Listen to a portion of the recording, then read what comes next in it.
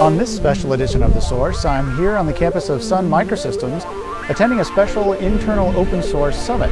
I've had the opportunity to interview many folks here at Sun about their roles in open source.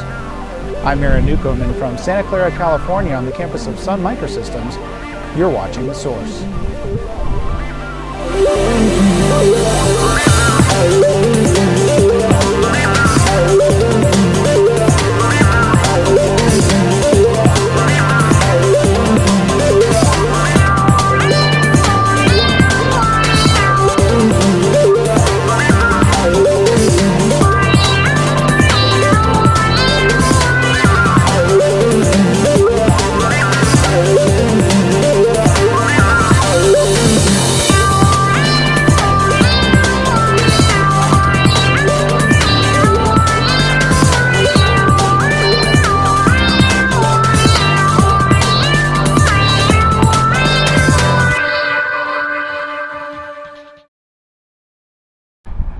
All right, so I'm here with Mr. Sun Open Source himself, the Chief Open Source Officer for Sun, Simon Phipps. Simon, thanks for joining me. It's my pleasure to be here, Aaron. Really appreciate it.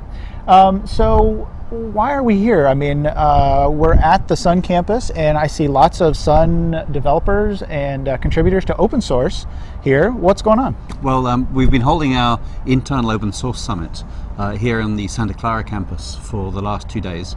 This is actually the third open source summit that we've held in the company. Mm-hmm. And what that does is that brings together representatives from all over Sun, all over the world, who are working in open source communities on open source projects. Sun does so much with open source that the people who work on open source projects sometimes don't get to see other peer colleagues who work on the projects. And so this is our almost annual opportunity to come together, meet each other, share best practice, share hints and tips, share war stories, and overall focus on being better open source citizens. Wow, well that's great. I know certainly, I think for me especially, I mean, I'm learning all sorts of things that I didn't know before about our contributions to Gnome and X, and I mean, all sorts of things that I would have never thought Sun contributed to. So right. I know I'm learning a lot for sure. Well, not only that, but it also gave us an opportunity to both hear from Sun's executives. So we had Jonathan Schwartz in yesterday morning speaking to us, and also for this assembled crowd to ask questions of those executives. So Jonathan and Rich Green had a bit of a grilling actually from folks asking them about what Sun's direction strategy really was, and it was a real two-way exchange. Great. Now, I know there's been a lot of talk about GPL and where Sun stands on GPL. Currently, for some of our code is under GPL v2, and a lot is under the CDDL license or CUDL license. Where do we stand on getting some of that code released under GPL version 3? Right. Well, GPL version 3 is a pretty new license. The words that are in GPL v3 were agreed just a few months ago. GPL v2 actually took quite a long time to be generally understood and to be generally accepted. And I believe there's going to be a similar process around GPL v3. GPL v3 was a big improvement over GPL v2. It had language in it to deal with more modern legal situations which have arisen since GPL v2 was written. Okay. But there's going to be some time that's got to go by as people get comfortable with how it's interpreted, what the dynamics of that interpretation are going to be, what impact it's going to have on your business if you license code that you are building a business around under GPL v3. So for Sun, we're treading cautiously. We're very positive about GPL v3, and I think that it's inevitable that we'll be releasing code under it eventually. But the question for us is more, when should we do that? Which code should come first? Okay. We're positive, but we're taking our time. There's no rush. GPL v3, GPL v2 lasted 16 years. GPL v3, the next version will probably be out sooner than that, but still there's no need to rush. Right. So stay tuned, I guess, is the message. Absolutely. Okay, great. Another thing is that, it's been really a couple years since we've announced some of our the big open source initiatives. Of course, we've been involved in open source for a long time, but especially with Open Solaris and things like that, it's been a couple of years. I mean, what's going on? What is the general thrust of activity now for Sun and open source? Right. Well, as you say, we've got some very big code bases which are out under open source licenses and that have the beginnings of open source communities formed around them. Actually, last weekend up in Santa Cruz in California, we held the very first Open Solaris Developer Summit, which had developers from all over the world flying in to talk through the issues that surround Open Solaris at the moment. And I think that in all of the communities, the focus has moved on from the mechanics of getting the code out there. There's still some of that to do. We still need to see Solaris ON under a public version control system. We still have to have OpenJDK brought out under a public version control system. But those are in hand. There's engineers working on those, and the next thing to focus on is the quality of the community relationships, making sure that developers, no matter who they work for or maybe they don't work for, are comfortable in the community, are recognized, are valued, and have an equal voice. And so at the moment I've been working with the OpenJDK interim governing board. We had a board meeting this Sunday, co-located with the Open Solaris conference. We're getting started on the OpenJDK governance. We're going to see the Glassfish project come out with governance fairly soon. The Open Solaris community are kind of restlessly experimenting with the governance that we agreed as a community with them a little earlier in the year, and there's some people who like it and some people who don't. OpenOffice has got its own challenges and issues around community. So the big focus for me at the moment is on the quality and depth of Sun's community engagement, and that's actually the focus of this conference here. Is a lot of the speakers are talking about their experiences of community, and they're sharing how they understand and how they engage. And some of the grilling that Jonathan and Rich got was on that subject of community and being properly resourced to make sure the community is facilitated. That's great. Well, I know that's what a lot of our audience is interested in, is community, because a lot of people are involved in open source projects, and in a lot of respects, community is really job one, and it's at the center of many projects. A good community really makes the project work. So it's really exciting to see some of the efforts that are going on here in Santa Clara. So hey, I really appreciate you taking the time to talk to us and to talk to the audience, and I hope everything goes well. Absolutely. And if people have got any questions about the sorts of things I've been talking about, we have a website, sun.com/open source. If people visit there, they'll find a whole lot of the issues that people raise commonly about Sun and open source are answered there. All right, great. Well, thanks very much. It's good to see you. Good to see you. Bye-bye.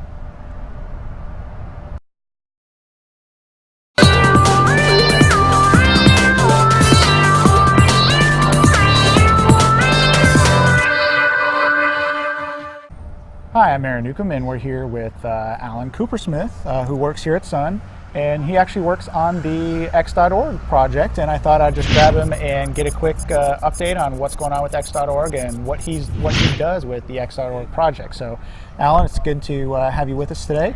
Good to be here. So why don't you tell us, what exactly do you do with X.org, and how is Sun involved? Okay, well, so I've been working in the X Window System group at Sun for about 8 years now, and we've originally started working with what used to be the Xorg group, which was the industry consortium behind Xorg that evolved from the old MIT X consortium. Right. So I first got involved with them through the standards process of standardizing the extensions of X11 over IPv6. When we then wanted to actually implement that, we looked at the code and determined that to actually get it adopted, we had to not only give it to the Xorg group, but to x86, who was the open source implementation that every Linux and BSD used at the time. Right. So that was my first foray into working with the open source X community. We got Sun's code in for what became the X11 R6.6 release and x86 4.3s. And it really helped that when we did it, it was a feature that everyone wanted. It was IPv6, which was the future of the internet. And the code was not Solaris specific or just something Sun was interested in, but it worked on Linux and BSD and all the platforms. So it really helped the community accept it. And then as the x86 project had its own internal issues, and at the same time the XOR group was trying to figure out how to actually reach out to open source more, Sun drove to reform Xorg as an open source foundation that many of the x86 developers joined. And it is now producing the Xorg server, which is now what most Linux is NBSDs. And now even Solaris and soon Mac OS will be bundling with their distributions. Wow, that's great. So how many people at Sun besides yourself work on the X.org project? There are 7 engineers in the X Window System group. Wow. Only about 2 or 3 of us have direct commit access to Xorg, but a lot of their I funnel through changes from a lot of the developers, right, including some on other teams like the x86 driver group. They find bugs in the drivers and we feed them back so that the broader community can take advantage of those bug fixes. Right. And especially now with all our emphasis on the x86 platform, it's code that everybody uses. Right. So it's definitely benefiting a lot more people than just the Solaris users. Right. So this is one area I think, there's been a lot of talk, and of course we're talking about it here today about all the open source projects that are out there that Sun's involved with, but really, I mean, this has been a project that Sun's been involved with for quite a number of years. Right. If you look in the Xorg code base, you can see copyrights of Sun code going back to 1988 when Sun first started contributing to X11R1 and 2. Right. X was open source before anyone knew what open source was. Well, that's great. Well, kind of give us an update then, because you're obviously someone that knows. So I know that X has had a new release that came out not too long ago. What new things were included in that release? So early September, the Xorg community released X11R 7.3, which included both output and input hot plugging. So the server reacts now when you plug in your mouse or keyboard on the fly. Right, if you right. switch to a different keyboard, it will detect there's a new keyboard layout and automatically update. Oh, okay. For laptop users, now when you plug in a monitor or projector to your laptop, it can detect that, oh, there's another screen there, where before you used to have to restart the server to add another monitor. Oh, that's great. That's great. And that's work that actually was contributed by Intel now through their open source efforts. Okay. Wow. Well, that's going to be a big help to me as I do presentations. That'll be fantastic. Yeah, so far, only a handful of drivers have been converted to use the new framework, but actually, recent NVIDIA cards, any Intel graphics chipset, and the new ATI drivers are starting to support it, so most devices are really going to get there soon. That's great. That's fantastic. So we'll probably see this in, will we see this in the next release of some of the distributions, like Ubuntu and Fedora that are coming out in a few months? I mean, actually Ubuntu will be out this month, and then I think believe Fedora will be out next Ubuntu month. actually, the 7.3 release just barely made Ubuntu's deadline for this. Right. Fedora and Suzy, their engineers, are heavily involved, like we are, in the Xorg upstream community, so that they make sure it works upstream so that it's easier to pull downstream faster. Right. It's definitely something we found has helped with Solaris. We used to have our own fork, and it would take us years to get in the community changes. And now that we're just working on the same server as everybody else and part of the community, so we find a bug, we fix it upstream. We don't have to do a lot of porting of bug fixes every release. And that's great. to get the code in faster.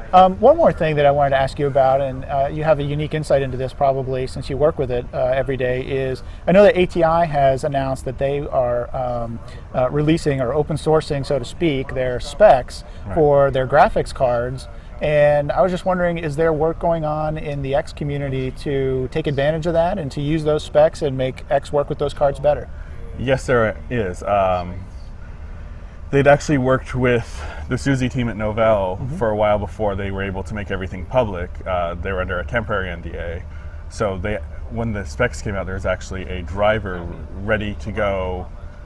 It's still in an early prototype phase since it's only been working on a couple months, but the community, people who had been working on reverse engineering ATI's cards before when ATI wasn't cooperating, have now joined together, and they've got support for a couple dozen of the new ATI cards already. Wow. And they've put it out because the biggest problem is there's just so many cards, and both from ATI themselves and all the people who OEM them into laptops. And use their chipsets and things, that it's now to the point that they need the community's help in trying it on as many cards as possible and seeing which ones don't work and feeding back bug reports so that they can get it to be solid. And unfortunately, ATI has only released the 2D specs right now.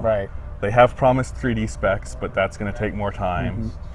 So we should have a pretty solid 2D driver in a few more months. Great. And the 3D is going to be a while past that. Okay, great. Well, thanks for the update on that, Alan. It was good to talk to you. Good. Appreciate your time, and we'll get back to the conference. Yeah. Thanks a lot. Thanks.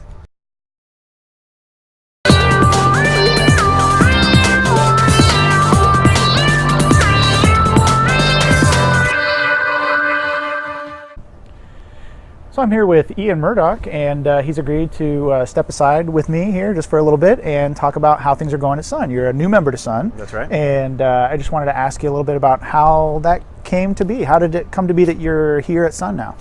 Well, I've been a Sun fan since I got started in computer science. So I went to school in the early '90s, and I like a lot of other students in that era. My main computing experience was green screen terminals connected to mainframes. Aside from the little 286 computer I had at home, of course. And the graduate students had Sun workstations, and we used to walk by the labs and think, it'd be great to have one of those. Now, a bunch of us ended up building our own sort of cobbled together versions based on the PC, which got good enough to run Unix like operating system, and Linux came about, and ultimately Sun sort of fell off my radar for quite a long time.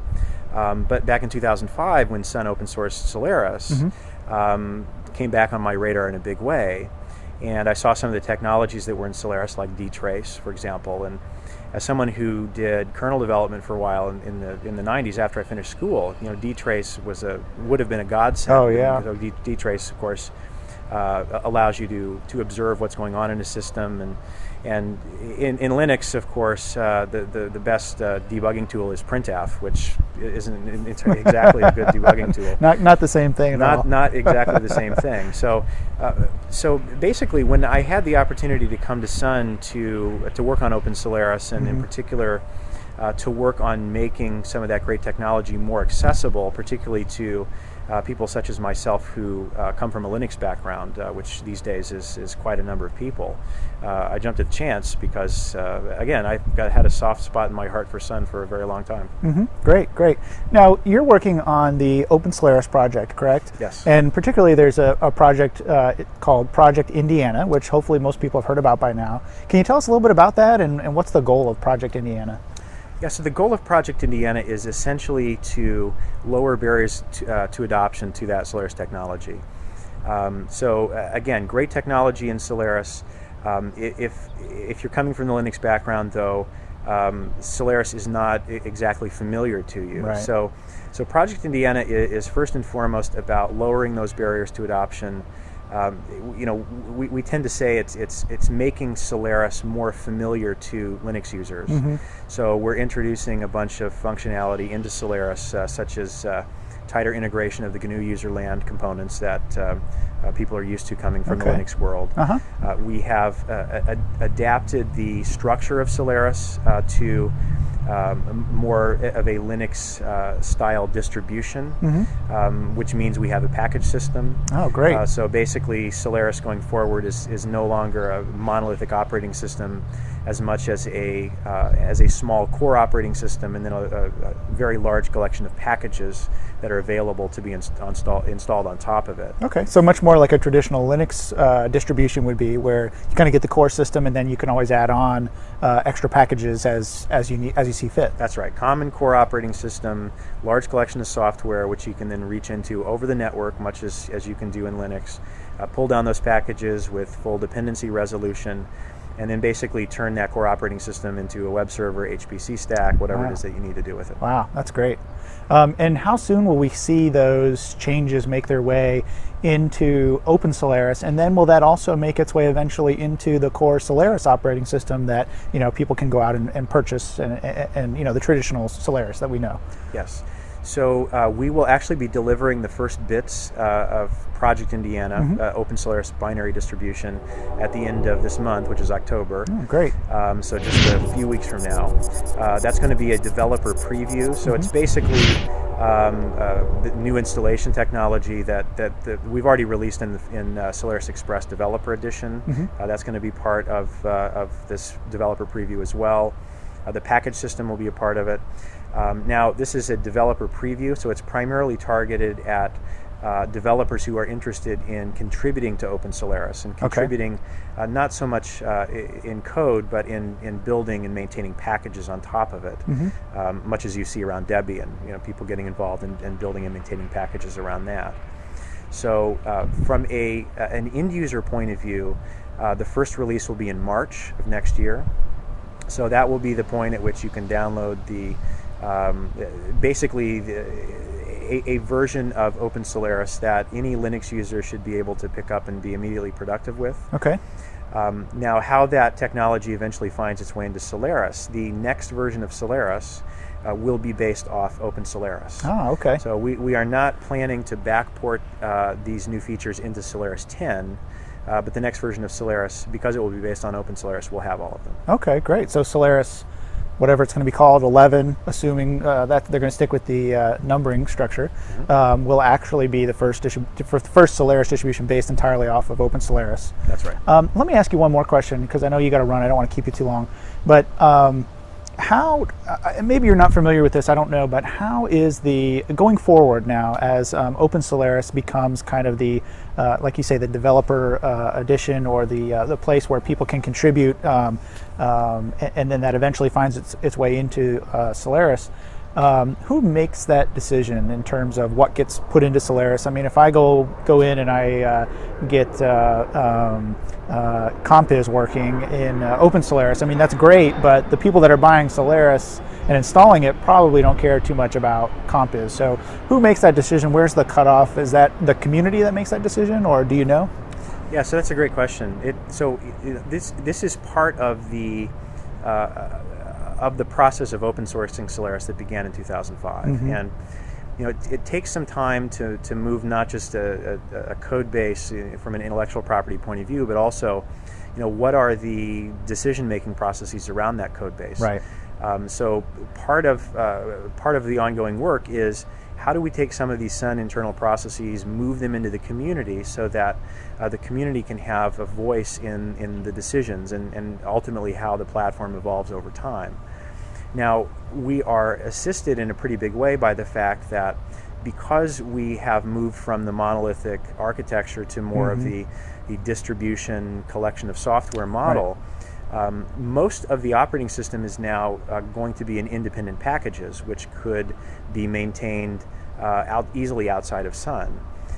It's far easier to think about decision making and those sorts of things if you have a modular structure, because you can take the pieces and farm them out. Right. That's certainly how it worked around Debian. So at that point, I can decide whether, as an end user, I can decide whether I want the Compiz package or not. That's right. It's not as big of a deal at that point. That's right. And from a Sun perspective, similarly, and you think about how typical Linux distributions work. We can decide which packages get integrated into the operating system that we support. Right. So it opens up the ecosystem, allows a large number of packages to emerge, and then ultimately it's up to the user or the distributor, as the case may be, to decide how those all come together. Right. Let me ask you one more question, and that is, it seems like this is a pretty big change in terms of the way Solaris has been, for years and years and years. Now we're adding some different packaging tools and things like that. It seems like some pretty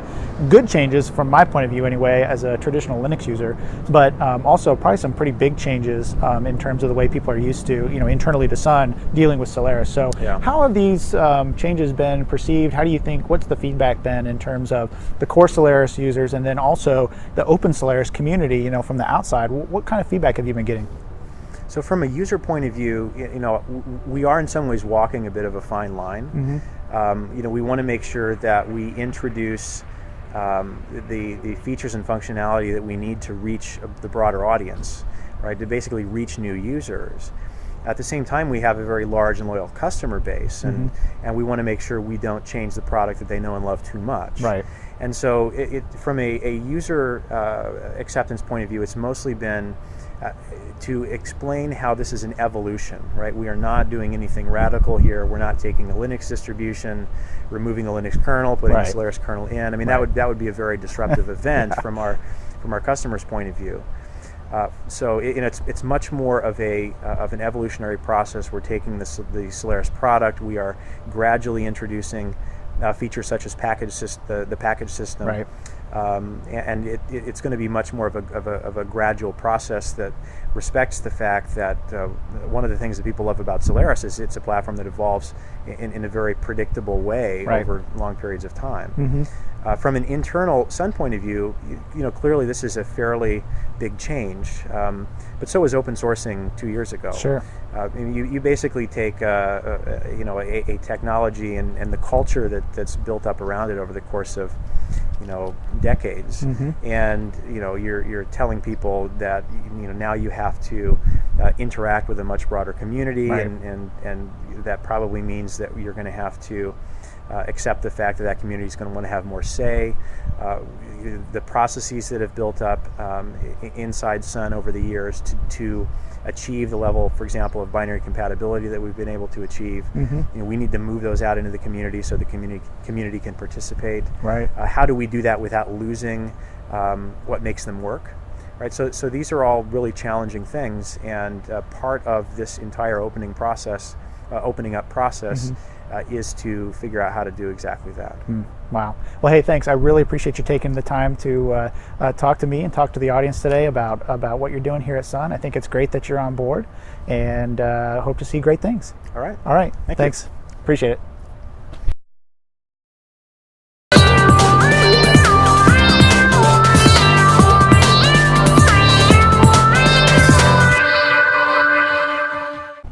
All right, so I'm here with Glynn Foster, and you're actually part of a number of projects here at Sun. Yep. And how long have you been with Sun? So I've been with Sun about 7 years. I joined in 2000, straight out of college actually. Oh, wow. So it's been my first and only company to Oh, date, wow, so. that's great. Yep. And it seems like you made the most of it because you're involved with, like I said, a number of projects. Yeah, quite lucky actually. I was supposed to be a release engineer for mm-hmm. OpenOffice, mm-hmm. and the boss I was supposed to be reporting to was on vacation at the time, so I joined the desktop group working on the Gnome project. Oh, great. So I've had probably about 6 years of involvement with Gnome. Been on the release team and membership committee for the mm-hmm. foundation board. I'm currently a Gnome Foundation board director. Oh, great. And just recently moved over, of course, when we launched the Open Solaris community about 2 years ago. Right. And I'm on the Open Solaris governing board. Wow, so you're keeping very busy these days. Absolutely. Now, let me ask you first about Gnome, because didn't Gnome just have a release That's right. just recently, Yeah, right? we just released 2.20. Okay. Another in the series of our sort of 6-month time-based release. Mm-hmm. And it's pretty much an iteration of the last sort of 10 years. We've actually celebrated our 10th anniversary. Wow. Since doesn't seem like it could possibly be that that's long, right. but yeah. I mean, Federico and Miguel launched the project in August 1997, and right. yeah, been going pretty strong, and the community's growing continuously, and That's we're great. making some good progress. Yeah. So what new features are in the new version? So, Gnome 2.20 is really just an iteration of what we've been doing for the last sort of couple of years. Mm-hmm. Sort of started to really focus on user interface and mm-hmm. usability, mm-hmm. and making sure we're accessible for disabled people or whatever. Right. And we're translated into a whole bunch of countries, different locales. And Great. Now, how closely do you work, if at all, I don't know, with the Compiz team and trying to work with them in terms of, what I know that the Compiz and Barrel have kind of come back together That's recently, right. and I think they're just getting ready to release their first official version. So really, when that sort of initiative has really sort of started off in the last year or two, mm-hmm. I've actually since moved across to a different group working for the Solaris marketing mm-hmm. organization. But my old group, the desktop group, are starting to look at Compiz and mm-hmm. seeing where it goes. And a couple of years ago, they were looking at Looking Glass, Sun's right. Java right. desktop, 3D-based desktop, and right. now that Compiz is along, we've already got plans to have a look at integrating into Solaris. Wow. Yeah. Well, it's pretty exciting That'd stuff. be great. Yeah, it's really, really definitely. good. I know it's come along, or it's been adopted quite well, I think, on the Linux side. That's right. So yeah, it's now default on Ubuntu's mm-hmm. The next version of Ubuntu. Right. And, of course, OpenSUSE has it by default as well. So I think you can see a lot of Linux distributions now moving across, or at least providing the option to. Yeah, that's great. Now let's move on to Project Indiana, which I talked to Ian Murdock about quite a little bit yesterday. So what's your involvement with that project? So Ian joined about March 2007 this year, and sort of started looking at the state of Solaris, the operating system, and looking at the familiarity and what it would take for to create a community around it. Right. And sort of back in probably May, June, they sort of approached me to be a product manager for Indiana. So Great. officially now on that project, and just starting to get the ball moving, and really just create a 6-month time-based release of Open Solaris. Oh, okay. But try and sort of fix some of the barriers to entry for the project. Right. And there's numerous barriers, right from downloading the ISO image from the download server. Currently with Solaris Express, it's 6 CDs, and you have to actually cat chunks together if you're building an ISO image for a DVD. Right. So we're really trying to cut that down to a single CD install. Yep. We're going to change the package repository. We're going to provide a network-based package repository, because we're going to cut the core install down to a single CD. Someone has to grab the packages off the network. Right. We're going to change the installer to make it more familiar, better usability and whatnot. So making some pretty big progress there. I think that's great, especially since Solaris is trying to attract new developers and new users. Right. I think usability is a huge part of that, and ease of use, just being able to get packages easily and not have to worry about a 26-step installation, maybe cutting that back a little bit. And the reality is, Solaris has these great innovations: Zone, ZFS, dtrace, SMF. I mean, the list is endless, but right at the start, if they have a hurdle to installing or downloading it, a lot of people are going to be turned off by that. And no matter how great the technology is, if those barriers to entry are still very high, no one's going to run it. That's right. Now, what about Open Solaris in general? I mean, Project Indiana is one thing, but all these other parts of Open Solaris are going forward as well. So Absolutely, talk a little bit about that. We're 2 years old. We've got well over 70,000 registered members. Not going to be active contributors, but at least you've expressed an interest in checking it out. Right. We've got probably close to over 100 projects now, split over 50 sort of community groups, and we're right across the Sun, especially, and other people. They're starting to move towards an open development environment and get projects out there in the open right from the start, and starting to plan and work on them after that. We're still sort of struggling a little bit trying to get bug tracking and some of the requests to integrate for code contributions out there, but we're making pretty big progress. We've had a discussion in the community, I guess about a year ago, to discuss how we're going to manage the source code, and we're moving towards Mercurial as a distributed control system. So it's pretty exciting. Yeah, lots of new things, lots of things going on. So absolutely. I mean, the community is definitely growing. Actually, just last weekend we had our developer summit down in Santa Cruz, and we had about 100 people turn up, and really it was the first opportunity for a lot of people to meet each other for the first time, and talk about the project and where it's going, and it's pretty exciting. I think we're all sort of quite motivated after that to really get the the gears together for Indiana. And right. Yeah, I think it definitely helps to meet with users and actually hear that there is some interest in people are really excited about it. I mean, it's very easy to flame people on lists and stuff, but when you actually get to meet the person, find out where they're from, what they're interested in, and what turns them on or turns them off, get some good feedback. Absolutely, just interactive, and it was all heavily sort of unscheduled and stuff, and just provide a forum to sit down and talk. Right. That's great.